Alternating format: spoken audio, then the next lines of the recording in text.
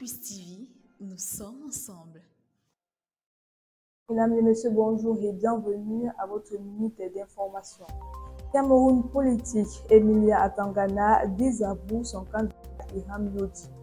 À l'issue de l'élection présidentielle, le leader du Front des démocrates camerounais, Emilia Atangana, annonce au cours d'un point de presse sa rupture avec le candidat Samuel Ilham Yodi et reconnaît en même temps la victoire de son Excellence M. Paul Biya à l'élection présidentielle. Le FDC regrette que son candidat était en balade politique. À la suite de cette sortie de Emilian Atangana, Ilham Samuel Yodi, candidat du parti éponyme à la présidentielle, monte au créneau. Dans une note, il déplore toute tentative de récupération et d'instrumentation pour les intérêts partisans. Le secrétaire exécutif du MP3 regrette par ailleurs le fait que Sir Denis Emilia Atangana n'a pas cessé d'exercer les pressions pour lui pousser à se rallier au RDPC. Burkina Faso, de nombreux journalistes et magistrats ont été interpellés lundi 13 octobre 2025 par des hommes se présentant comme des membres de l'Agence nationale du renseignement. Ils ont été conduits vers des destinations inconnues. Au moins 3 magistrats de la chambre d'instruction à la cour d'appel ont également été amenés ces derniers jours. C'est la première fois que des magistrats sont enlevés. Au journal Le Pays, son rédacteur en chef adjoint Michel Nana a reçu la visite d'hommes se présentant comme étant de l'ex-agence nationale du renseignement alors qu'ils étaient en conférence de rédaction. Il a été conduit vers une destination inconnue. Israël a mis en place une commission d'enquête sur le 7 octobre.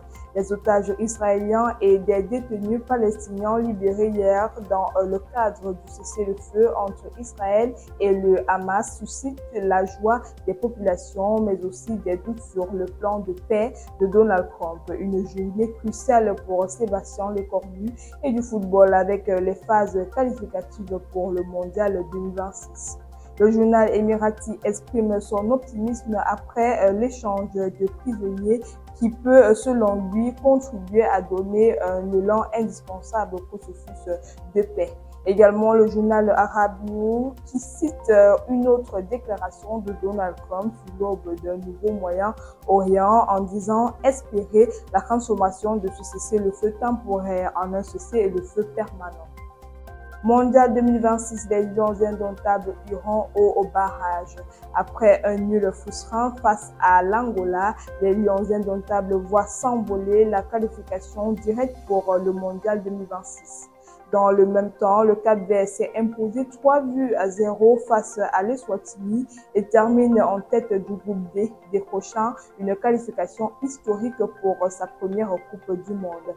Classement final du groupe D, Cap-Vert 18 points, Cameroun 15 points, Angola 14 points, Eswatini 0 points. Du côté de Kinshasa, le match nul du Cameroun relance totalement la RDC qui affrontera le Soudan ce mardi 14 octobre 2025. En cas de victoire, les Léopards rejoindront le carré des barrages. Les Congolais devront miser sur leur efficacité et leur fierté nationale. Ainsi va votre actualité ce matin. Merci de nous avoir suivis jusqu'au bout.